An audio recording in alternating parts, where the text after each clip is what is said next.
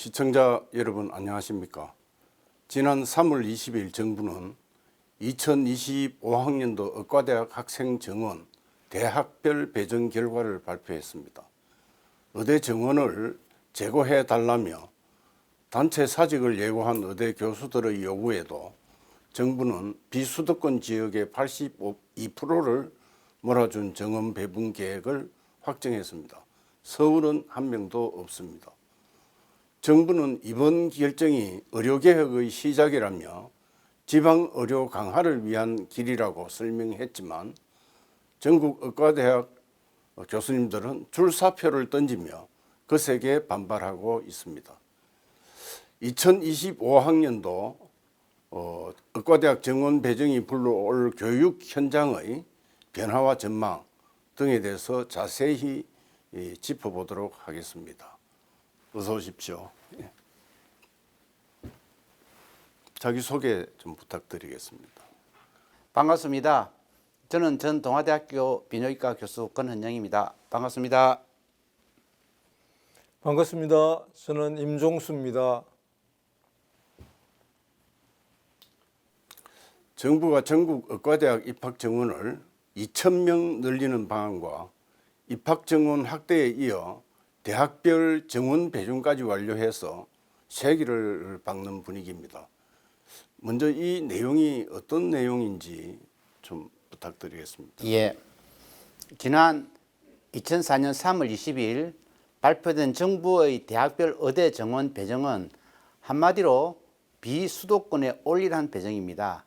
즉 말하자면 2,000명 중에서 1,369명은 즉 82%죠. 그거는 비수도권, 361명은 경인권으로 지금 발표되었습니다. 그러니까 거의 대부분이 비수도권, 지방으로 전부 배정된 것이 확인되었습니다. 비수도권 의대는 정원의 60% 이상을 지역 인재로 승인으로 선발하는데 지역 거점 국립대에서는 총 200명 수준을 배정해 지역 거점 병원을 육성하고자 하는 그의 주 목적입니다. 50명 이상의 소규모 의대는 총 정원 100명에서 130명 늘려 운영의 효율성을 제고를 했고요. 또한 교육의 질을 높이기 위해 국립대 전임교원 하축 및 사립대 시설 개선 융자를 확대하고자 하는 것이 이러한 내용입니다. 지역 거점 병원을 육성한다고 되어 있고요. 50명 미만 소규모 의대의 총 정원도 100명에서 130명으로 늘려서 운영의 효율성을 제고하겠다 이렇게 되어 있는데 뭐 전임교원 확충 및 사립대 시설 개선 융자 확대 뭐 이런 거 같이 수반돼서 하겠다고 이제 발표를 했습니다. 그죠? 이번 배분안에서 주목할 만한 부분이 서울이 한 명도 초과되지 않은 것이 아닐까 싶은데요. 대부분 비수도권 위주란 말이죠. 이런 발표에 대해서 어떻게 보고 계십니까? 예, 이번 배분 그러니까 특히 서울에 한 명도 배정하지 않는 지방의 80% 이상을 배정한 이 의대 정원 배정에는 조금 이제 불합리하고 교육 현장을 좀 무시하지 않았나 그런 생각이 듭니다. 제가 알고 있기로는 그 부산의 한 대학의 경우에 현재 정원보다 2배 이상이나 늘려서 지금 배정을 했습니다. 그런데 그 대학 의과대학의 경우에 최근 한 2, 3년 안에 굉장히 그 훌륭하신 그 교수님들이 많이 그 학교 현장을 떠나신 걸로 알고 있는데 그런 상황에서 또 2배가 넘는 학교 정원을 배정해 가지고 어떻게 내실 있는 교육이 되겠느냐. 특히 이번에 의대 정원이라는 부분이 필수 의료 분야하고 지방 의료 활성화를 위해서 추진을 한 건데 이게 실제로 필수 의료 분야 같은 경우에 제대로 수련을 하시려면은 그리 해도 물론 뭐 수도권하고 지방의 의료를 갖다가 저희가 뭐 이렇게 지방 의료를 무시해서 드리는 말씀은 아니지만은 교육 환경이나 교수 요원이나 이런 인력적인 측면은 수도권이 훨씬 더 낫다고 저희들은 보고 있거든요. 근데 서울은 한 명도 배정되지 않고 지방에다 다 줘가지고 숫자만 준다고 해서 교육이 되지는 않을 거라고 봅니다. 그래서 그 부분에 대해서는 의과대학의 교수님들하고 복지부나 교육부 관계자들이 그 머리를 맞대고 다시 좀 세밀하게 계획을 잡아야 되지 않을까. 저희 시민들 입장에서는 그렇게 보고 있습니다. 그게 이제 한 예로 볼 것 같으면 제가 대학을 졸업하고 난 다음에 한 몇 년 뒤에 졸업 정원제라는 제도가 생겨가지고 그때 갑자기 의대가 늘어난 적이 있습니다. 그때 저는 그 교육 현장에 있었는데 그 혼란상은 이루 말할 수 없습니다. 첫째는 강의실이 우리가 이걸 봤을 때 제대로 그 교육 여건이 돼서 그 수많은 사람들을 한꺼번에 교육을 시킬 여건이 안 되고 설사 다른 비어있는 강의실을 이용한다 하더라도 의과대학 교육이란 자체는 내용이 있어야 됩니다. 시체 해부라든지 여러 가지 실험실이라든지 내용이 있어야 되는데 그런 어떤 내용도 없이 무조건 놀린다. 그거는 아마 내 생각에 굉장히 많은 문제점을 야기할 수 있을 거라고 생각합니다. 또 한국의 현실에서 보면 어떤 문제가 있느냐 하면 요사이 서울 경인 집중화되지 않습니까? 지금 한국은 보면 서울공학이라 해가지고 모든 젊은이들이 서울로 가는데 그러면은 설사 그 서울에는 의과대학 정원이 안 늘어나고 지방에 의과대학이 있다 하더라도 그 사람들이 지방에 와서 그냥 잠만 자고 의과대학만 졸업하고 다시 서울로 돌아가가지고 문자 그대로 지방의대는 학원 양성을 하는 이런 어떤 시설로 전략할 수 있는 그렇게 되고 그러다 보면은 결국 그 지방이라는 어려운 자체는 그냥 서울이라든지 특히 경인권에 있어가지고 의사를 공급하기 위한 하나의 도피처 형태로 될 가능성이 굉장히 많습니다. 지금 그렇지 않아도 한국 현실상에 있어가지고 부산이라든지 그 대구라든지 많은 부분에서 젊은이들이 그 지역에 일자리가 없다 보니까 서울로 떠나가는 현실인데 이러한 것은 지역에 있어가지고 이런 대기업이라든지 이런 일자리를 마련해 가면서 하나하나 그걸 가면서 그걸 해야지 지금처럼 그냥 지방에다 한다는 거는 오히려 지방에 온 사람들이 서울 오고 난 다음에 그 옆에 있는 사람들 더 끌어들여 가지고 더 역효과를 낼 수 있는 그런 가망성이 굉장히 많이 있을 수가 있습니다. 네. 네. 그래서 이제 각 지역에 배정을 하면 의사가 지역에서 봉사를 많이 할 것이다. 그런 논리는 사실상 현실적으로 좀 그렇죠. 맞지 않다. 두 번째로는 사실 의학교육 저도 뭐 교직에 30몇 년 있었는데요. 사실 의학교육이란 거는 도제식 교육, 즉 1대1 교육입니다. 왜냐하면 우리가 면허 공부를 했다고 해서 운전면허, 책을 보고 공부를 다 했다고 해서 운전할 수 있는 거 아닙니다.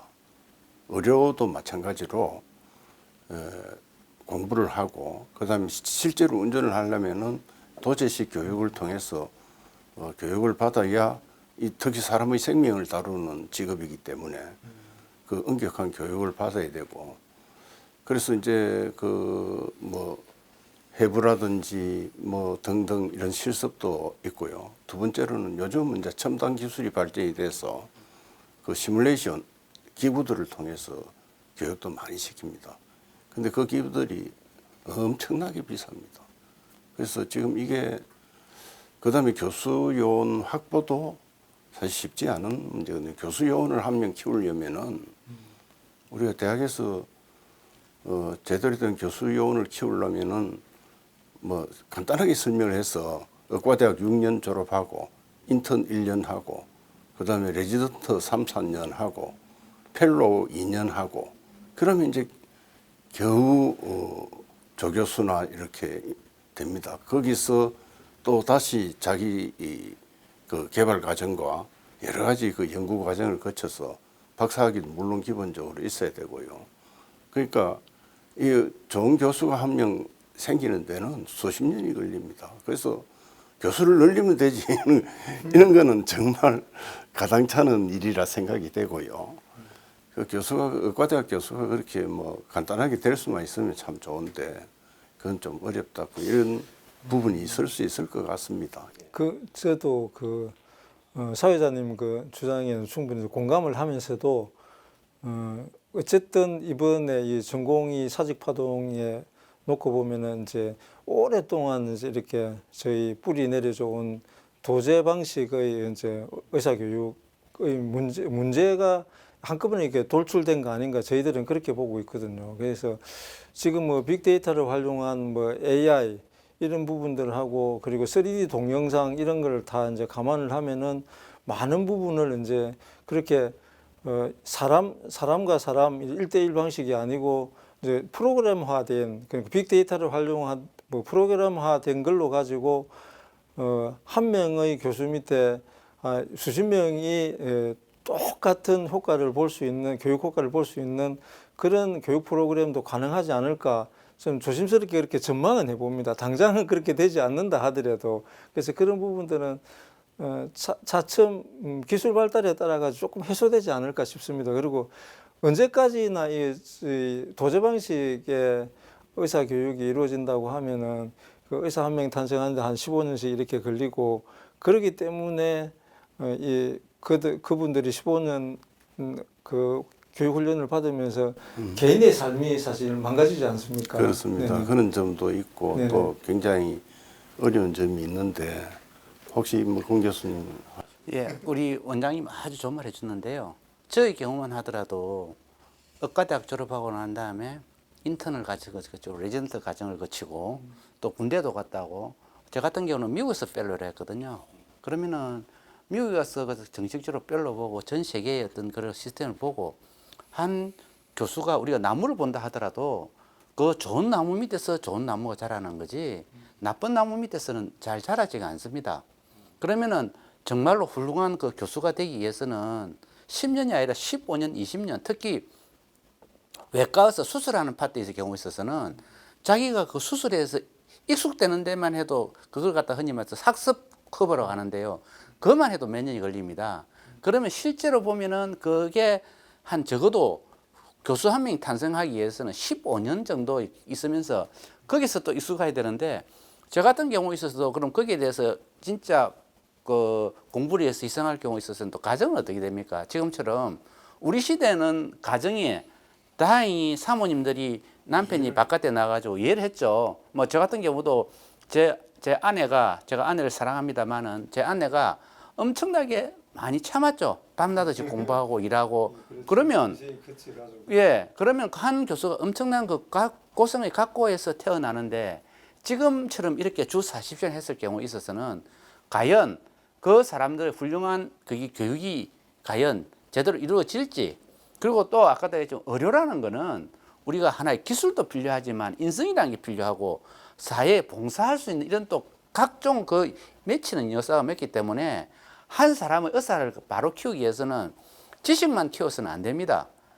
인성교육 및 여러 가지 그 교육 복합된 그런 걸 갖다 해야 되는데 그런 걸 무시해버리고 그냥 우리가 시키는 대로 몇 명을 키워 몇 명 교수 넣어 저는 그럴 경우에 있어서 그 사회적인 그 부작용이나 부담은 나중에 한국 사회가 어떻게 될지 심히 걱정이 됩니다. 네. 의료의 그 질이라는 문제, 이 문제 사실은 중요한 문제인데요. 지금은 우리가 뭐 우리도 옛날에는 젊은 시절에 일본이나 미국 뭐 등 외국에 가서 주로 미국을 많이 갔죠. 가서 이제 새로운 지식과 학문을 배워오기도 하고 했는데 그렇게 하기 위해서 상당히 그 노력을 많이 했습니다. 고생도 많이 하고요. 고생 많이 했죠. 그 뭐 이제 외국에 가서 돈도 그냥 뭐 아끼기 위해서 그냥 몇 달러 지고 달달 떨고 이랬거든요. 그래서 그래 이제 참 힘들게 다들 해가지고 교수가 되고 하긴 했는데 그래서 배워온 게 또 바로 쓸 수 있느냐 안 쓰집니다. 여기 와서 또 동물 실험도 하고 뭐 연구를 해서 그게 또 인체에 적용이 됐을 때 사실 그때 가슴 졸이면서 그 기다린 이런 시간들이 가족들이 하지 말라 그러죠. 왜 그런 거 하고 있느냐고 하는 대로 하지. 그래서 이제 그런 게 모여서 지금 한국 의료가 뭐 모든 뭐 교수진이나 이런 분들이 한국 의료가 세계 의료가 됐지. 예, 세계에서 이제 최고의 그 세계 표준이 됐지. 예, 의료가 됐는데 그래서 의학 교육을 막 그 이렇게 어떻게 간단한 기술 교육하고는 사실은 차이가 맞습니다. 있는 겁니다. 인체이기 때문에 네. 변화도 너무 많고 그렇습니다. 그래서 오늘은 이 부분은 또 뒤에 또 얘기가 나올 거니까 이 정도 정리를 하고요. 또 주목해 볼 부분이 보면 지역 인재 전형이 있는데요. 지역 인재 전형이라는 게 어떤 것인지. 예, 지역 인재 전형은 문자 그대로 그 해당 지역에서 고등학교를 온 학생만이 그 의대를 지원할 수 있도록 만든 제도입니다. 근데 이게 2028년도부터는 대입부터는 중학교도 그 지역에 넣도록 그렇게 요건이 강화되었습니다. 네, 예. 그러니까 그 지역 사람만 특히 의과대학만 그죠? 그 지역 의대에 지원할 수 있다. 뭐 그런 겁니다. 그죠? 예. 혹시 뭐 이게 뜻은 상당히 좋은 뜻인 것 같은데 뭐 임종수 원장님 혹시 여기에 대해서 저는 이 부분은 쌍수를 들고 환영합니다.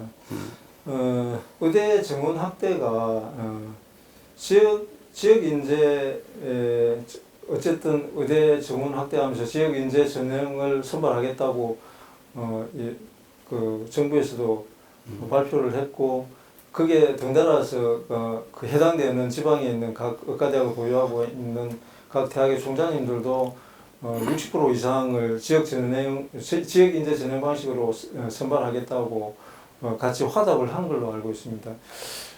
저희 지금 이번에 의대 정원 부분이 어쩌면은 이제 필수 의료를 활성화시키는 부분도 있지만 지방 의료 활성화를 통해서 지방 소멸, 특히 이제 대한민국 소멸 이야기까지 나올 정도로 대한민국 소멸을 방지하기 위한 걸로 이렇게 하고 있는데 지역 의료 단순히 의대 교육이 활성화되고 이래 가지고 그것도 이제 지역 인재 전형을 하기 위해 가지고 이제 지방으로 이제 역으로 서울에 유학 가는 게 아니고 지방으로 유학을 오지 않겠습니까? 의과대학 들어가기 위해서 그렇게 되면 자연스럽게 지방의 교육도 좀 활성화될 수 있을 것이고 그래서 그런 부분 이전에 저희가 지방 그 국토균형 발전 차원이나 지방자치 확대 차원에서 여러 정부에서 많은 정책을 내놨는데 특히 이제 공공기관의 지방 이전 같은 것도 굉장히 역점적으로 추진한 정부가 있었는데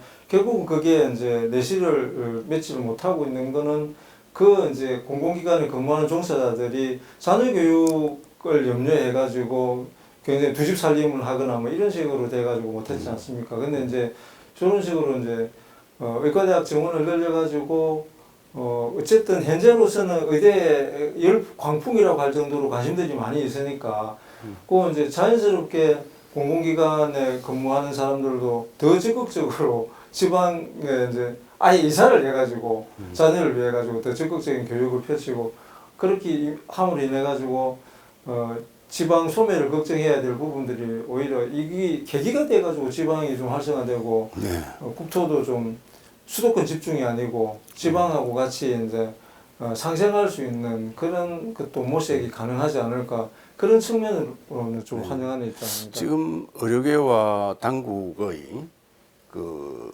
주장이 현재 의료의 문제가 뭐냐 하는 이제 문제가 있는데 첫째는 필수 의료에 의사가 가지 않는다는 거 그게 가장 큰 문제고요. 두 번째는 지역의 의사 구하기 힘들다. 이제 그게 우리 지금 현재 이슈거든요. 그래서 이걸 극복하기 위해서 의대를 의과대학 정원을 2,000명 늘리겠다 이거고 그다음에 지역 의대 소멸을 막기 위해서 지역 인재 전형 이런 제도를 도입한다 이건데요. 제가 보기에는 지역에 의사가 없는 이유가 지역이 다 특히 대도시에는 많습니다. 지역이라도 각 지역에 그 부산, 대구, 뭐 광주 이런 데는 전봇대 하나마다 뭐 의원, 병원 다 있습니다.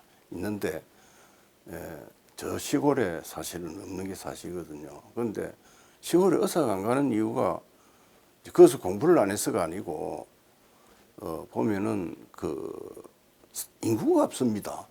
그 수요가 없는데 그 의사가 거기 가서 개업을 한다든지 하면 뭐 쉽게 말해서 먹고 살 길이 막연합니다. 그 봉사도 좋지만은 그런 게 있어서 이게 그렇고 또 뭐 하여튼 그런 이유들을 들고 있습니다. 그래서 우리가 필수 의료에 대한 거는 뒤에 또 논의하기로 하고 그 지역 인재 전형을 통해서 그걸 해결하겠다 하는데 어느 정도 도움 되지 않을까 생각 들지만 그게 과연 뭐 다른 문제는 없는지. 제가 거기 하나만 더 아까 제가 예. 말씀을 드렸으니까 하나만 더 이제 보충을 하자면은요.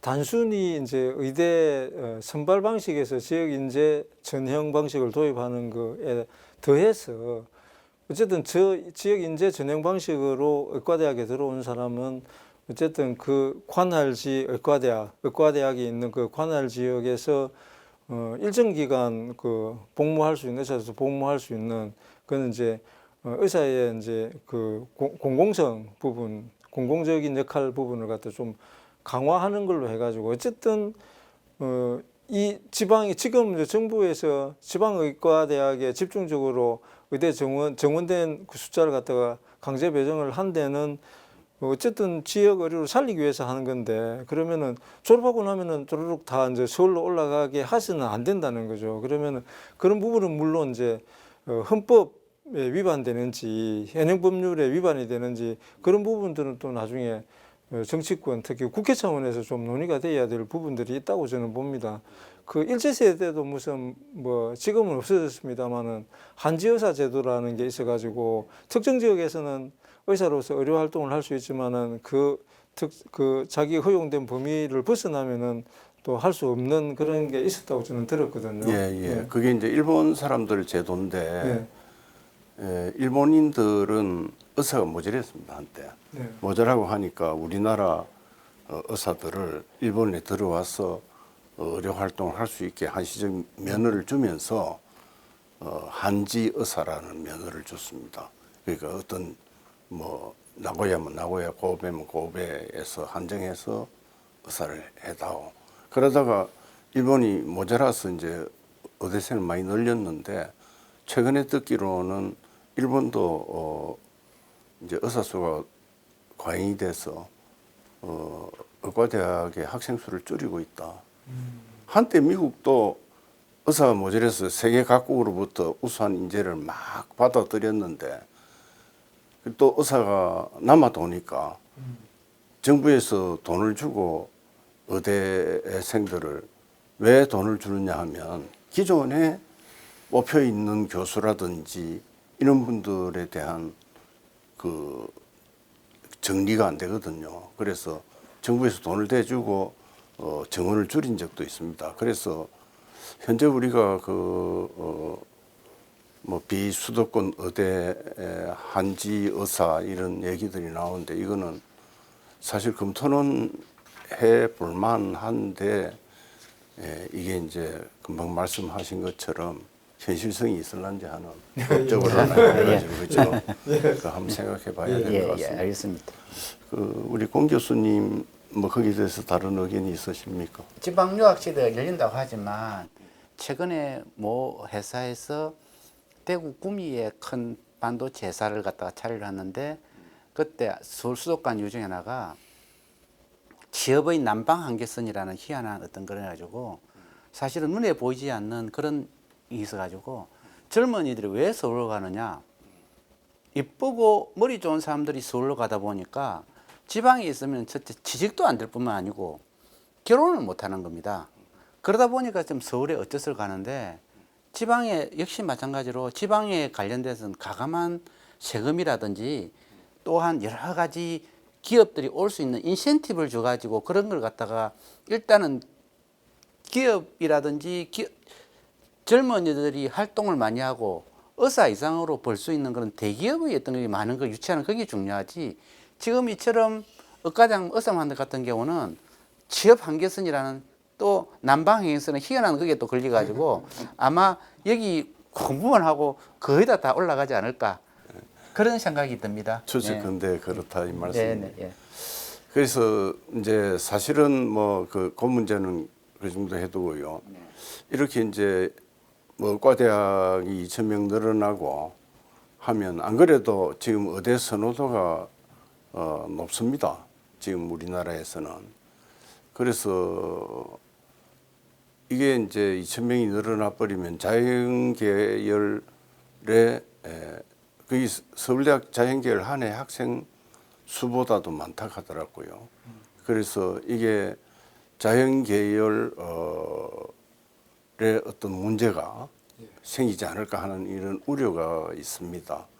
여기에 대해서는 혹시 뭐 예. 영수 현재 그 의대 광풍이라고 할 만큼 저 의대 선호 현상 때문에 서울대학교 뭐 자연계열에 합격한 사람들 5명 중에 1명꼴로 지금 그 등록을 포기하고 타 대학에 의과대학에 복수 합격한 분들이 뭐 그걸로 이동을 하면서 연쇄적으로 또 합격생들이 이동을 하는 현상이 있고 특히 이제 서울대학교 그 무슨 뭐 약학대라든지 아니면은 그 지구과학 교육과 같은 경우에는 한 절반 정도가 합격생의 절반 정도가 타 대학에 복수 합격한 의과대학으로 이동을 한다고 합니다.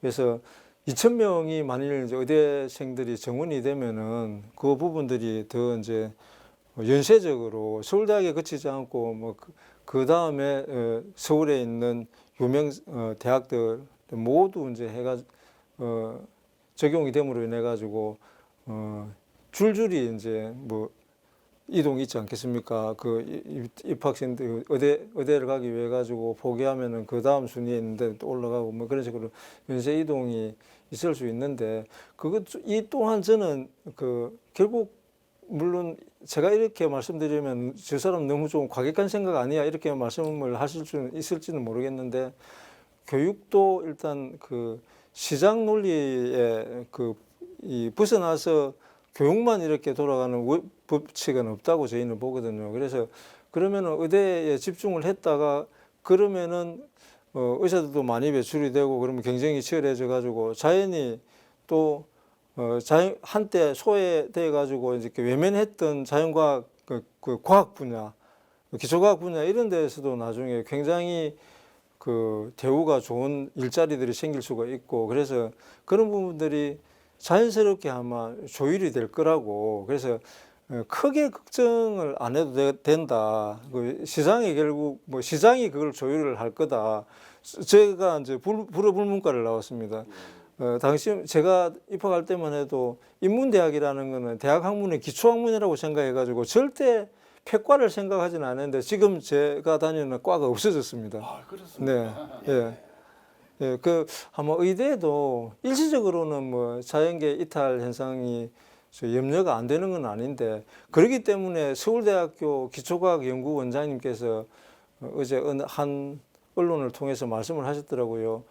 의대 솔림 현상 그래 그 오히려 역으로 생각하시라. 지금 여러분들이 자연과학 계열에 와서 전공을 하게 되면은 10년, 20년 뒤에 대한민국 과학계의 최고의 리더가 되어 있을 것이다. 이렇게 말씀하시더라고요. 예.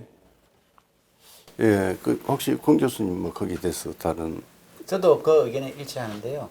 결국 한 쏠림으로 한다는 거는 결국 한 나라가 발전하기 위해서 그런지 모르겠지만 미국에서 그 의사의 최고 인계 뭐 다른 데 최고 인재가 가는 이유 중에 하나가 의사 이상으로 사회적인 대우 및 그 소득을 볼 수 있는 그런 직종이 많거든요. IT라든지. 그러면 과연 의과대학을 이렇게 한다기보다는 정말로 기초 분야라든지 다른 자연과학 분야라든지 어떤 사회 분야에 있어 가지고 의사 이상으로 할 수 있는 그런 걸 갖다가 가감한 인센티브를 통해 가지고 만드는 정책을 갖다가 주면 자연적으로 갈 건데 지금처럼 무조건 그 의사도 죽이고 의사 죽이고 난 다음에 그 다음에 뭐 일반 사회도 죽이고 그러면은 이 나라의 그는 앞으로 장렬하는 불보듯 뻔하지 않습니까? 네, 그렇습니다. 예, 그래서 결국 그 국가가 발전하기 위해서는 의료도 물론 국민 생활하고 너무 밀접한 관계가 있고 또 어떤 측면으로 보면 의료도 수출적인 측면이 있습니다. 우리 가만히 앉아서 외국 환자가 우리나라로 들어오면 그게 이제 어떤 그 수출적인 이런 측면도 있긴 있는데 어쨌든 그런 분야보다도 국가가 발전하기 위해서는 첨단 산업 분야, 즉 전자라든지 뭐 우주과학이라든지 항공이라든지 그다음에 로봇 산업이라든지 뭐 AI라든지 이런데 훌륭한 인재들이 많이 나와야 우리나라가 그 앞으로 발전하고 먹고 사는데 그 발전을 해야 또 의료도 같이 잘 될 수 있다고 봅니다. 그런데 이게 이제 뭐 숫자를 왕창 늘려 가지고 하면 뭐 의료는 해결되고 다른 데는 또 모르겠다 이래 돼서는 안 되니까 결국 그걸 조화롭게 만들어 가야 되고 그 예산도 그런 부분에 좀 투입을 해서 젊은 사람들이 또 대우도 해주고 그 나름대로 자긍심도 살려주고 뭐 사람이 꼭 돈만으로 하는 건 아니거든요. 그래서 자긍심과 이런 걸 살리면서 우리가 좀 해나가야 되지 않겠나 이런 생각이 있습니다. 예, 의대 정원을 이렇게 어쨌든 그 당사자들이 강력한 반발에도 불구하고 그래도 총선을 코앞에 두고 정부에서 강행을 하게 된 이후에는 더 이상 미룰 수 없는 지방 의료 살리기라는 그 주제에 더 이상 미룰 수 없는 정부의 과제라고 생각을 하고 아마 강행을 하고 있지 않을까. 그만큼 그게 이제 의대 정원이라기보다는 이제 지방 의료 살리기라는 게 이제 시대적 요청이라고 저는 판단을 하고 있고요. 그래서 이게 이번에 의대 정원이 지역 의료를 살리는데 뭐 효과가 있을까 이런 측면으로 봐서는 안 된다고 봅니다. 저는 당위적으로 당연히 도시 발전의 가장 기본 요소가 저는 교육과 의료라고 생각하거든요. 그래서 그 교육과 의료 그 두 축을 동시에 만족시킬 수 있는 게 저는 이번에 의대 좀 숫자에 대해서 이견은 있을 수 있으나 의대 정원이라는 정부 정책이라고 저는 보고 이 시대적 요청에 국민들도 대부분 이 부분에 대해 정원하는 부분에 대해서는 찬성을 하고 있는 것만큼 지금 국민들이 사회 각계의 지도자들이 머리를 맞대고 당위적인 측면에서 접근을 해가지고 지금 현재 과정에서 혼란스러운 의료 현장 안정화에 더 해안을 모아야 되지 않을까 그렇게 싶습니다. 예, 권은영 교수님은 저도 지역 의료를 살리기 위해서는 지역에 가감한 투자가 만약에 좀 그 여건이 없다면 가감한 인센티브를 줘야 된다고 생각합니다. 지금 어떤 문제가 발생하냐면은 지금 지역에 있는 암 환자들은 그냥 언론이라는 데 해가지고 서울에 다 가버리거든요. 왜 그런 현상이 일어났나 하면 저희들이 할 때만 하더라도 지역에 있는 사람들은 그때는 교통편이 가다 보니까 부산이나 서울이나 서울 안 갔습니다. 부산은 부산에 다 하고 오히려 전주에 있는 병원 같으면 서울에서 트레이닝 받으러 내려왔습니다. 그 정도로 그게 좋았는데 지금은 아까 말한 대로 그게 서울 쪽으로 집중화되는 그게 의료까지도 따라가 버리 말해가지고 그런 현상이 오는데 지역 의료로 사기 위해서는 강한 지역의 의료에 대한 인센티브가 필요합니다. 그리고 지역에 관련한 여러 가지 전국적으로 해가지고 여건 개선하고 인식 변화. 사실 요 부울경여기 자체가 우리나라의 중공업이라든지 중화학공업이 있는 곳이 아닙니까? 얼마든지 대학 안 가고도 할 수 있는 너무나 쏠림보다는 정말로 우리나라가 평등하게 어떤 직종을 갖든지 간에 그 사람들이 프라이드를 갖고 세상을 살아갈 수 있는 그런 어떤 여건을 조성해주고 그러한 노력들이 필요하다고 저는 생각합니다. 네. 예, 그렇습니다. 이제 우리가 그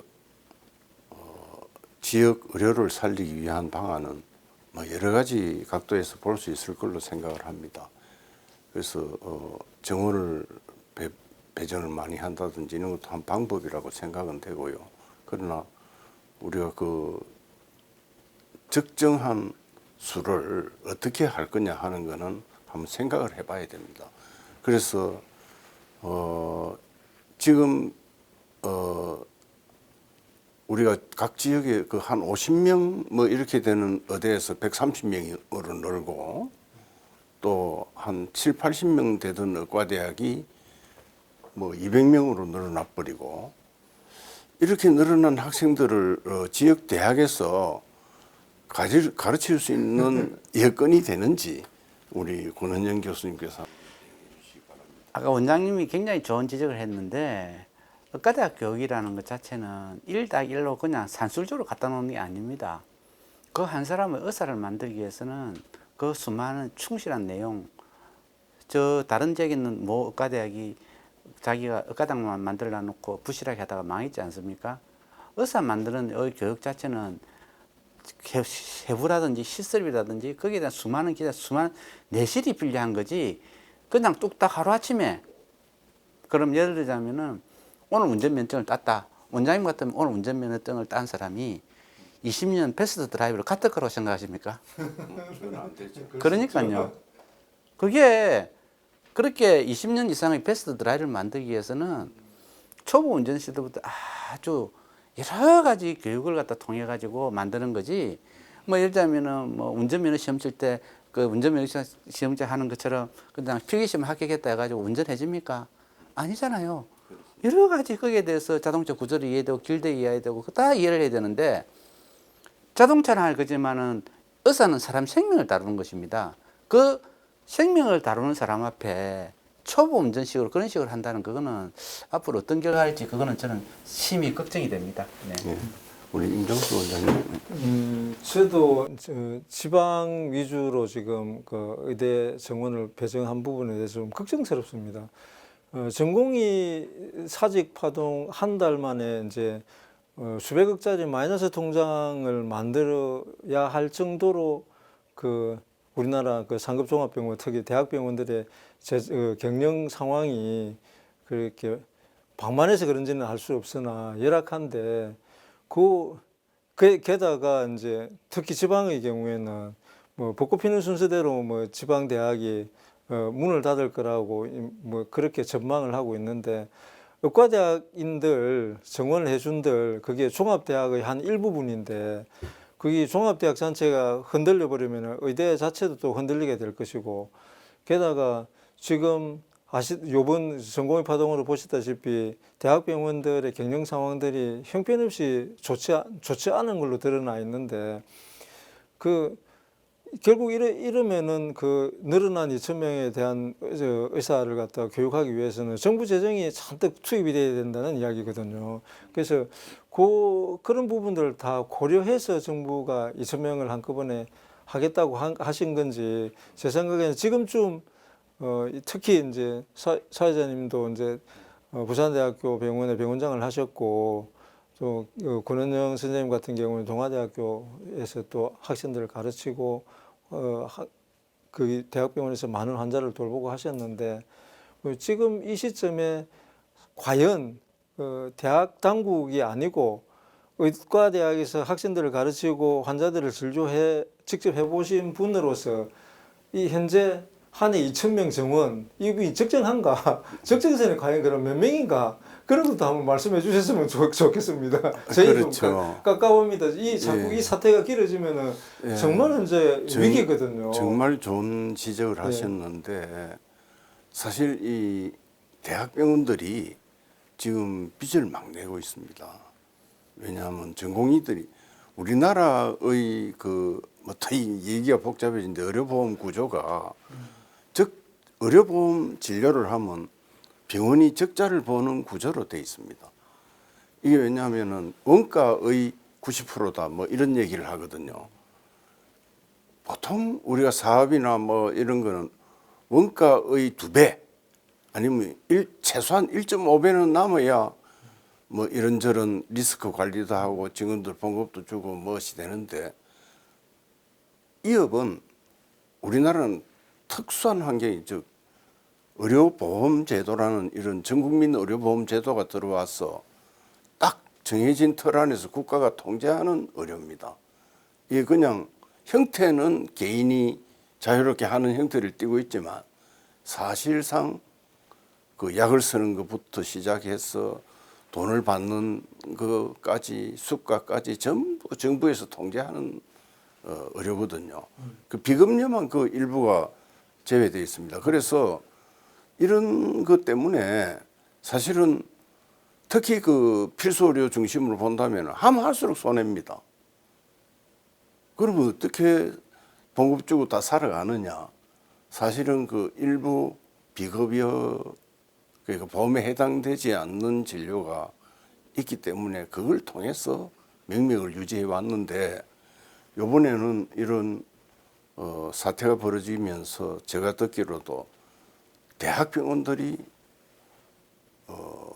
굉장한 그 어렵게 될 가능성이 있습니다. 이래 되면 정말 몇십 년 동안 그 한국 의료를 이렇게 세계에서 최고의 의료로 이제 돼 있는데 이 틀을 그냥 틀이 깨질까봐 사실 저도 걱정이 많이 됩니다. 그래서 이런 문제들을 이제 우리가 한번 깊이 성찰하고 또 뭐 우리 전공의들도 뭐 착하고 정말 모범생들이 또 뜻이 있어서 과대하고 왔지 뭐 돈벌이 잘 되니까 왔다 이렇게 보시면 안 된다고 생각합니다.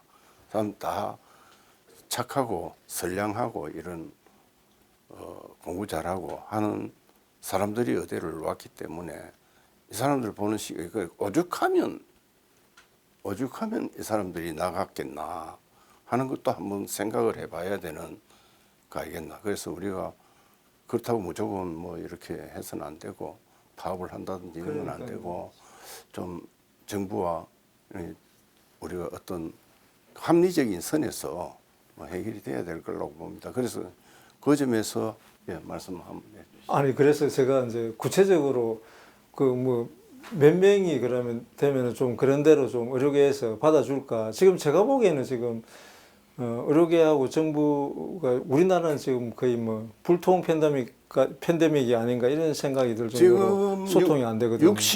그러니까 2천 명이 늘면 지금 현재 3천 우리나라 3천 한 2, 300명 정도 그저 되는 의사 수인데 의사 배출 그건데 2천 명을 배출해 버리면 60 몇 %가 맞습니다. 늘어나더라고요. 네. 이거는 거의 막 혁명적인 조치를 이거는 정말 그 의료의 틀을 완전히 깨는 이런 형태가 될 수 있기 때문에 우리가 지금 이런 사태가 생기는 거 아닌가 하는 생각이 드는데요. 혹시 공 교수님 뭐 하시고 싶은 얘기 있으면? 맞습니다. 그거는 어떤 우리가 지금 현재 고령화 올해 그 예를 들다 보면 인구가 그뿐만 아니고 최근 애도 안 넣고 인구가 지금 국민학교 초등학교 학교에 가보면 지금 올해 초등학교 들어간 것도 많이 줄었는데 올해 태어나 보면 심각할 정도거든요. 인구 감소. 그러면 거기에 대한 걸 갖다 적정하게 이렇게 급하게 할 게 아니고 정말로 미래에 적정인 걸 갖다 계산을 해가지고 좀 더 어떤 객관적 데이터를 가지고 이를 정부 추진을 추진해야지. 정부 정책이라는 게 한 나라의 운명을 좌우할 수 있는데 그걸 그냥 2,000명 늘린다. 그런 것보다는 정말로 과학적으로 통계에 근거해가지고 앞으로 계산해가지고 합리적인 선으로 도출하지 않을까 저는 그렇게 생각합니다. 그 부분은 지금 이미 정부에서도 말씀하시다시피 KDI라든지 뭐 서울대학교 연구소라든지 그 한국보건사회연구원하고 세 군데는 공신력 있는 데서 조사를 했고 그리고 이제 각 대학별로 이제 의대 정원 하겠다고 정부에서 발표하면서 수요 조사를 할 때 우리 이렇게 하겠다고 했을 때는 무려 한 해에 늘어난 숫자가 4,000명 정도를 5년 동안 정원해도 된다고 할 정도인데 거기 그러면 다 비과학적으로 조사를 한 건지 그런 부분들이 저희는 좀 답답합니다. 사실 물론 그 과정에 나온 이야기가 이제 의과대학교 교수님들 전혀 이제 의견을 무시한 채 대학 당국에서 일방적으로 이렇게 요청을 했다고 뒤에 뭐 뉴스가 나오긴 했습니다만은 우리가 여기 앉아 계시는 분들도 200명이 더 필요한지 오히려 줄여야 될런지 의사를 아니면 뭐 지금 정배수 얘기하는 대로 2,000명이 필요한지 그건 이제 딱 계산하기가 힘듭니다. 사실은 힘이 드는데 우리가 이제 일단 2,000이란 거는 좀 과하다. 막 그 부분은 거의 일치가 되는 것 같습니다. 그죠? 2,000명은 과하고 또 그다음에 이 의대 정원이라는 게 뭐 딱 얼마를 더 해야 되고 수학적 논리로 되는 게 아닙니다. 그래서 그 논문을 쓴 사람들도 몇 프로 뭐 이렇게 얘기는 했지만은 얼마 늘려야 된다 이렇게 얘기는 했지만 이걸 자기네들이 인용을 하니까 논리적으로 그게 뭐 그럴 수 있다는 것이지 그게 절대적인 것은 아니다. 그게 나름대로 수정을 했다고 들었거든요. 논문 저자들이 수정을 하고 그래서 뭐 이게 조금 이 부분은 이제 그쪽으로 뭐 일을 하는 분들이 결정을 해야 되는데 제 개인적인 생각은 그렇습니다. 이게 66%라는 막 숫자를 팍 늘리는 이거는 안 되고 한다면 뭐 지금 한 3,000명 되니까 한 10%씩 해가지고 뭐 서서히 이렇게 해보든지 한 3,400명씩 그렇죠. 그렇게 하다가 왜 그렇게 해야 되느냐면 그렇게 하다가 의사가 남으면 또 정원을 줄여야 됩니다. 저도 거기 그 의견에 저도 이제 전적으로 공감을 하는 게 지금도 사실은 대학 교수님들이 거의 번아웃 상태이실 텐데 이제 진료 때문에 이 갑자기 이제 지금 현재 애들 가르치는 데서 60% 이상이 정원이 돼 가지고 그 교수님들 의대 교수님들이라는 분들이 그 학생들만 가르쳐서 되는 게 아니고 또 환자도 직접 보고 그래서 그 똑같은 조건에서 이제 가르쳐야 될 부분이 확 60% 늘어났는데 지금도 부족해가 그랬는데 그래서 그런 부분이 좀 고려되지 않은 점은 좀 저희도 아쉽기는 합니다. 예, 그렇습니다. 그래서 의사하고 특히 외과 의사하고 그 조리사 하고 너무 비슷하거든요. 외과 의사도 모자를 쓰고 있고 조리사도 모자를 쓰고 있고 그죠? 둘 다 칼을 쓰고 그죠? 조리사는 칼을 쓰고 그다음에 그 작품이 나오는 것도 마찬가지입니다. 의사는 환자를 고치는 작품이 나와야 되고 조리사는 좋은 레시피를 만들어내야 되고 그죠? 그런 게 있는데 딱 하나 틀리는 점이 있습니다. 조리사는 실패하면 새로 만들면 됩니다. 아, 이 음식 이거는 안 되겠다. 이렇게 새로 만들면 되는데 의사는 실패하면 환자가 죽습니다. 새로 만들 수가 없습니다. 의사 인생도 망하는 거죠. 네, 그래서 사람 생명이 왔다 갔다 하는 교육이라서 이게 그냥 일반인들이 막 그냥 2,000명 뭐 3,000명 뭐 몇백 명 해놨지만 이게 사실은 현실적으로 참 심사숙고해야 될 문제다. 막 그렇게 생각을 합니다. 저는 막 그렇게 봅니다. 저도 교수 출신이라서 그런 건 아니고요. 교수 한 분 한 분이 이 만들어지는 데는 국가의 그 무수한 자원과 돈이 들어갔습니다. 그 한 분들 만들기 위해서. 그리고 그분들이 사회에 미치는 파장도 결코 적지 않습니다. 한 사람 한 사람이 미치는 파장이라고. 그렇게 많은 교수님들이 이렇게 사직하겠다 하는 거는 뭐 그래도 대한민국에 뭐 어떤 믿을 만한 집단이 없지만은 그 대학 교수까지 못 믿으면 이는 이제 끝까지 갔다는 이런 얘기로 들리기 때문에 우리가 이제 한번 생각해 볼 점이 있다고 보고요. 우리 권 교수님 이 부분에 대해서 하신 말씀 있습니다. 우리 원장님이 굉장히 좋은 지적을 했는데요. 나라가 아무렇다 하더라도 그래도 교수가 최고 양심에 있어가지고 어떤 집단인데 그마저까지 저렇게 된다는 그거는 어떤 그에 대해서 상당한 사태의 심각성에 대해서 하고 정말로 제가 바라는 거는 너무 강대강으로 해가지고 지금처럼 밀어붙인다든지 제 고집만 씌울 게 아니고 정말로 합리적인 타선에서 가지고 서로가 정말로 공동체라든지 앞으로 나라 발전을 위해서는 어떻게 하면 좋은지 한번 마음을 열었으면 좋겠습니다. 민주주의라는 것은 자기 고집만 세우는 게 민주주의가 아니지 않습니까? 무조건 내 시킨 대로 해. 뭐 어느 한 조직처럼 내 시킨 대로 해. 너 안 하면 처벌 받을 거야. 지금까지 3개월 동안 계속 그런 식으로 시킨 대로 해. 그렇지 않으면 처벌할 거야. 그러면은 차라리 사기꾼 집단 이런 것 같으면은 자기가 죄를 지은 게 있으니까 아이고 죽어 들어가지만 자기가 떳떳한 집단일수록 용기라는 게 더 반발이 심하거든요. 나는 잘못이 없는데 무조건 시킨 대로 해. 그럼 처벌할 거야 하면 어느 누가 거기에 대해서 반발 안 하겠습니까? 그래서 그런 식으로 좀 하지 말고 서로가 정말로 달래가면서 말 한마디 조심해가면서 서로가 합리적인 방향을 만들어 나갔으면 좋겠습니다. 네. 두 분 다 아주 그 좋은 말씀입니다. 사실은 그 말을 굉장히 조심해야 되고요. 뭐 비행기로서 뭐 환자들을 다 씌운 나르면 된다. 대한민국에 비행기 타고 외국 가서 진료받을 사람 몇 되겠습니까? 그런 얘기를 막 당국에서 하고 이런 거는 그 주의해야 안 되겠나 그런 생각이 듭니다. 예. 현재까지 우리가 여러 가지 문제점에 대해서 논의를 해봤는데요. 앞으로 이제 이 의료개혁의 정책의 방향이랄까요. 실제적인 우리 그 방법들 이런 게 있으면 좀 제안을 해 주시죠.